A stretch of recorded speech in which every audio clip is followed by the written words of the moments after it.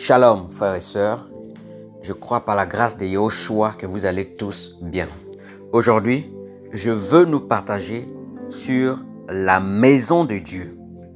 Le mot maison en grec se dit oikos, qui donne en français lieu d'habitation. Ce terme correspond au tabernacle en Matthieu chapitre 12, le verset 4, mais aussi au temple en Matthieu chapitre 21, le verset 13. Les origines de la maison de Dieu dans la Bible. 2 Samuel chapitre 7, le verset 1 à 16. Cette prophétie s'est réalisée en 2 temps. D'accord? Dans l'immédiat, l'accomplissement de cette prophétie s'est fait par Salomon, qui va bâtir la maison de Dieu, le temple. Ce qu'on va appeler le premier temple. D'accord? Salomon va donc bâtir la maison de Dieu. Salomon va bâtir cette maison à Morija, sur l'aire d'Ornan, le Jébusien. Nous le voyons dans 2 Chroniques chapitre 3, le verset 1 à 2. La construction du temple de Salomon, la construction de la maison de Dieu, la maison de Yahweh, bâtie par Salomon, va durer 7 ans. Nous le voyons dans le livre de 1 Roi chapitre 6, le verset 38. Dans le livre de Jean chapitre 2, le verset 19 à 20, il est question ici du deuxième temple. Le temple qui a duré 46 ans pour la construction est le temple de Zorobabel, le deuxième temple qui a été construit après le retour du peuple d'Israël de la déportation à Babylone. Même si en réalité, Jésus nous parlait de son corps, Yeshua nous parlait de son corps, le temple de Dieu. Nous avons vu la première partie de l'accomplissement de cette prophétie, c'est par Salomon. D'accord?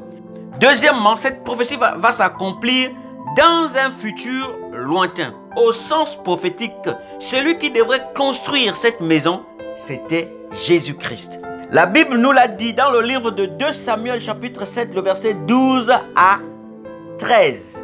C'était Christ qui viendrait bâtir cette maison. Nous le voyons également dans Zacharie chapitre 6, le verset 12 à 13. Ici, il est question d'une prophétie qui parle du Messie, qui parle de Yeshua, le Messie, le Christ.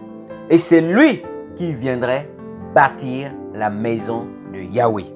Notons que Christ est bel et bien descendant de David. D'accord? Nous le voyons dans le livre de Romains chapitre 1, le verset 3 à 4. Jésus est donc descendant de David. Or, Jésus en hébreu se dit Yeshua, qui signifie Yahweh est salut. D'accord? Christ en grec se dit Christos, qui signifie oint. D'accord? Celui qui est oint. Christos est l'équivalent grec du mot hébreu Mashiach, qui est traduit en français par le Messie. Jésus-Christ, le Messie. D'accord? En hébreu, c'est Yeshua, le Mashiach. Lorsque Paul dit, il concerne son fils, né de la postérité de David, au verset 4, Jésus-Christ, notre Seigneur. Littéralement, Yeshua, le Mashiach, notre Seigneur. Dans le livre de Matthieu chapitre 1, le verset 1 à 16, Matthieu fait une généalogie de Jésus, donc de Yeshua, le Mashiach, qui va d'Abraham jusqu'à Joseph, l'époux de Marie, en passant par les rois. Le mot généalogie en grec, c'est Genesis, qui donne en français source, origine. C'est l'énumération des ancêtres et de la progéniture. Le synonyme de énumération, c'est dénombrement, succession, recensement. Matthieu, dans sa généalogie, met l'accent sur les rois pour montrer le droit du Messie au trône. Toutefois, une malédiction avait été prononcée sur Jéconia qui interdisait à ses descendants de s'asseoir sur le trône. Vous pouvez le lire dans le livre de Jérémie chapitre 22, le verset 24 à 30. Mais moi, je vais simplement lire le verset 30. Ainsi parle Yahweh. Inscrivez cet homme comme privé d'enfant, donc Jéconia, d'accord? Comme un homme dont les jours ne seront pas prospères, car nul de ses descendants ne réussira à s'asseoir sur le trône de David et à régner sur Juda. Mais heureusement, le Mashiach, le Christ, Jésus, n'est pas le fils de Joseph dans la chair, mais il est son fils adoptif. Et de ce fait, la malédiction ne peut pas l'atteindre. Lisons Matthieu chapitre 1, le verset 16. Jacob engendra Joseph, l'époux de Marie, de laquelle est né Jésus, qui est appelé le Christ. D'accord? Littéralement, de laquelle est né Yeshua, qui est appelé Mashiach, le Christ. D'accord? Ici, lorsque vous lisez Matthieu chapitre 1, le verset 1 à 16, vous allez voir toujours le terme engendra, engendra, engendra. Mais lorsqu'on arrive au verset 16, en s'agissant de Joseph, on dira Jacob va engendrer Joseph. Mais par la suite, on ne va pas dire Joseph va engendrer Jésus, d'accord, qui est appelé le Christ. Mais on dira Joseph, l'époux de Marie, de laquelle, donc Jésus est né de Marie dans la chair et non de Joseph dans la chair. De ce fait, la malédiction qui avait été prononcée sur Jéconia, dont Joseph est le descendant, ne peut pas atteindre Jésus. Lui a le droit de s'asseoir sur le trône de David. Matthieu fait cependant une généalogie pour montrer le droit du Messie, du Mashiach, au trône de David en tant qu'héritier légal de Joseph. Luc, quant à lui, fait remonter les ancêtres du Seigneur par le fils de David, qu'on appelle Nathan. Lorsque vous lisez les deux généalogies, vous allez voir que Luc va donc parler des ancêtres du Seigneur, ok, par le fils de David qui est Nathan. Et Matthieu va faire état de la lignée royale par Salomon. Lorsque l'on prend le livre de Luc, chapitre 3, et qu'on s'intéresse au verset 23, Jésus avait environ 30 ans lorsqu'il commença son ministère, étant, comme on le croyait, fils de Joseph, fils d'Élie. Au verset 23 ici, dans le livre de Luc, en réalité, il est question de Marie. Lorsqu'il dit Joseph, fils d'Élie, Élie est le père de Marie en réalité. Élie n'est pas le père de Joseph. Élie est le père de Marie. D'accord? Mais comme Marie est la femme de Joseph, est mariée légalement à Joseph, et que le père de Marie n'a pas eu de fils, donc d'enfants garçons, d'accord?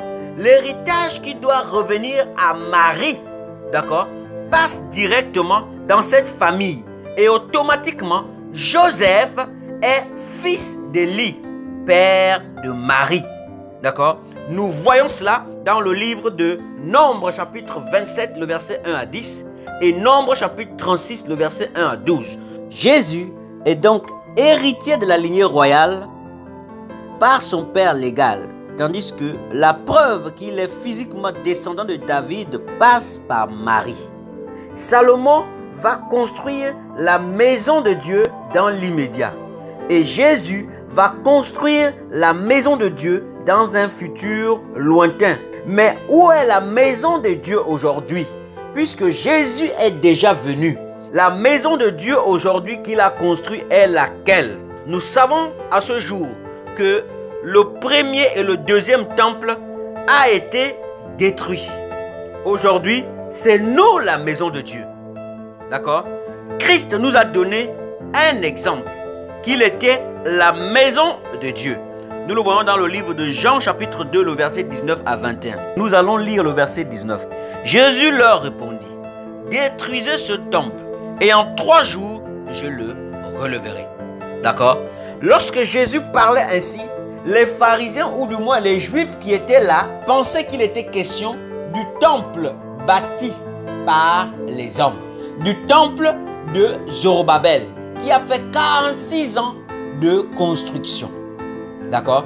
Alors que le Seigneur lui-même parlait de son propre corps, qui était ou qui est la maison de Dieu en esprit.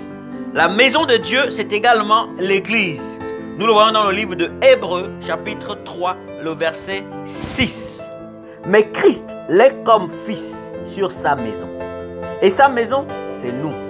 Pourvu que nous retenions fermement jusqu'à la fin la confiance et l'espérance dont nous nous glorifions.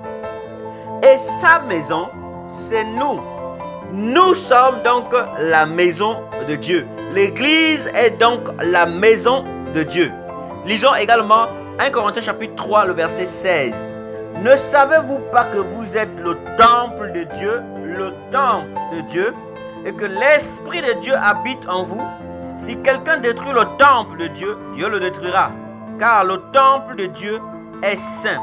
Et c'est ce que vous êtes. Oikos en grec, qui parle de la maison de Dieu. D'accord? L'habitation de Dieu en esprit. Et Paul dit, c'est nous. Nous sommes l'habitation de Dieu en esprit. Lisons également 2 Corinthiens chapitre 6, le verset 16. La Bible dit, quel rapport y a-t-il entre le temple de Dieu et les idoles? Car nous sommes le temple du Dieu vivant. Comme Dieu l'a dit, j'habiterai et je marcherai au milieu d'eux. Je serai leur Dieu et ils seront mon peuple. Nous sommes le temple du Dieu vivant. La maison de Dieu que Christ a construit, c'est nous. Lisons également Éphésiens chapitre 2, le verset 19 à 22. Ainsi donc, vous n'êtes plus étrangers, ni gens du dehors, mais vous êtes concitoyens des saints, gens de la maison de Dieu. Vous avez été édifiés sur le fondement des apôtres et des prophètes, Jésus-Christ lui-même étant la pierre angulaire. Ainsi, en lui, tout édifice bien coordonné s'élève pour être un temple saint dans le Seigneur. En lui, vous êtes aussi édifiés pour être une habitation de Dieu en esprit. Le verset 22, la Bible dit, en lui, vous êtes aussi édifiés pour être une habitation de Dieu en esprit. Nous sommes la maison de Dieu. Nous devons être saints comme Pierre dit. Lisons également 1 Corinthiens chapitre 6, le verset 19. Ne savez-vous pas que votre corps est le temple du Saint-Esprit qui est en vous, que vous avez reçu de Dieu et que vous ne vous appartenez point à vous-même? D'accord? Notre corps est le temple du Saint-Esprit. Or, le Saint-Esprit est Dieu. Le Saint-Esprit est Dieu. Donc, notre corps est le temple de Dieu. Nous sommes la maison de Dieu que Christ a bâtie, que Christ bâtit, que Christ a construit. La Bible dit dans le livre de 1 Pierre chapitre 1, le verset 15. Mais, puisque celui qui vous a appelé est saint, vous aussi, soyez saints dans toute votre conduite. Nous sommes la maison de Dieu. Celui qui nous a appelés est saint. Nous aussi, nous devons être saints dans toute notre conduite. Car Dieu est saint. Et si Dieu habite en nous, nous devons être saints. Nous devons être saints. Parce que nous sommes la maison de Dieu. Pierre dit, soyez saints parce que le Dieu saint habite en vous. Vous êtes le temple de Dieu. Vous êtes la maison de Dieu en esprit. Vous êtes le temple du Saint-Esprit qui est Dieu. Soyez saints dans toute votre conduite. Nous sommes la maison de Dieu. Voilà. Que le nom de Yahushua soit béni, frères et sœurs. Soyons conscients que nous sommes la maison de Dieu et que Dieu habite en nous par son esprit. Prenons donc soin de ce temple. Prenons donc soin de ce temple, car Dieu habite en nous en esprit. Que le nom de Yahushua soit béni. Soyez encouragés, frères et sœurs, au nom de Yahushua. Amen.